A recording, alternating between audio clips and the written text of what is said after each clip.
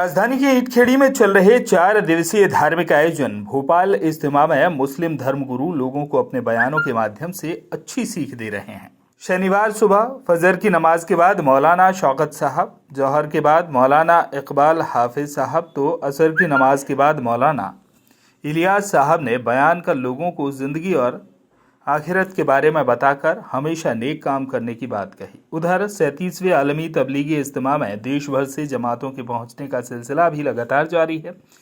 इनकी संख्या शनिवार और रविवार को और ज़्यादा रहती है। आखिरी दिन करीब 5000 तक जमातें जुटने का अनुमान लगाया जा रहा है। इज्तिमा में ऐसे कई मुस्लिम धर्मावलंबी आए हैं जो कई इज्तिमा में शामिल हो चुके हैं तो कई पहली बार भी आए हैं। 4 दिन में 10 लाख लोगों के जुटने का अनुमान है। इज्तिमा कमेटी के प्रवक्ता बदरुद्दीन खान ने जानकारी देते हुए बताया कि कोरोना के चलते 2 सालों से धार्मिक आयोजन पर प्रतिबंध था। इस बार 2 सालों के लंबे अंतराल के बाद ये आयोजन हो रहा है तो यहाँ पर लोगों के पहुँचने का सिलसिला अन्य सालों की अपेक्षा इस बार ज़्यादा है। उन्होंने बताया कि कोरोना के प्रकोप के चलते इस बार विदेशों की जमातों को बुलावा नहीं भेजा था, इसलिए सिर्फ भारत की ही जमातें शामिल हुई हैं।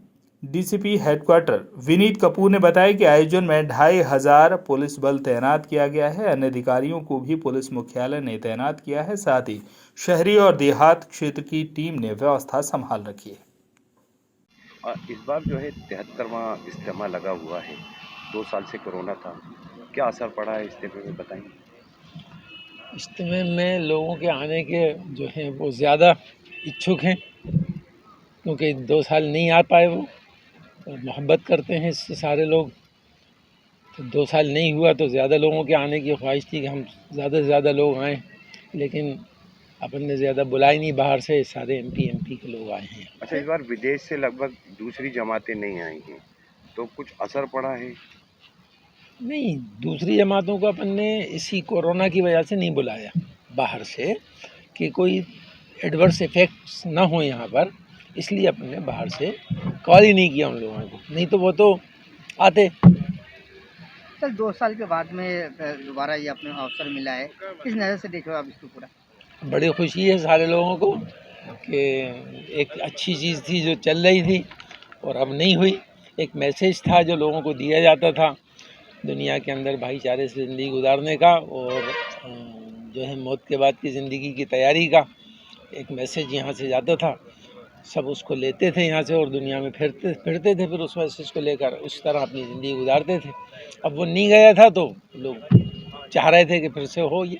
इज्तिमे का आज दूसरा दिन है, लगभग कितने लोग अभी यहाँ पे क़याम कर चुके हो, लगभग आपके हिसाब से कितने लोग आना बाकी है? इसके बारे में तो कोई पर्टिकुलर हमारे पास डाटा नहीं है, इसलिए कि लोग आते भी हैं और जाते भी हैं, तो हम सही जवाब नहीं दे सकते इसका कितने लोग आते हैं कितने लोग जाते हैं। अच्छा, तबलीगी जमात का क्या उद्देश्य है और इस बार जो है आप लोगों ने टोटल शाकाहारी खाना रखा गया है पूरे जोनों में? तबलीगी जमात का उद्देश्य यही है जो मैंने अभी आपको पहले भी बताया कि दुनिया के अंदर भाईचारा कायम हो, अमन कायम हो, परेशानियाँ लोगों की दूर हों, लोग प्यार मोहब्बत से रहें, ये मैसेज देते हैं यहाँ से।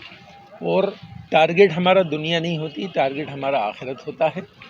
आखिरत को सामने रखकर ज़िंदगी गुजारना है कि मौत के बाद एक ज़िंदगी शुरू होने वाली है जो बहुत लंबी है, हमें वहाँ हमेशा रहना है, उसकी तैयारी का यहाँ से मैसेज दिया जाता है। रहा सवाल इसका कि हमने ये नॉनवेज क्यों ख़त्म किया, उससे गार्बेज ज़्यादा होता था और इसकी हैंडलिंग में भी परेशानी होती थी इसलिए ये रखा है।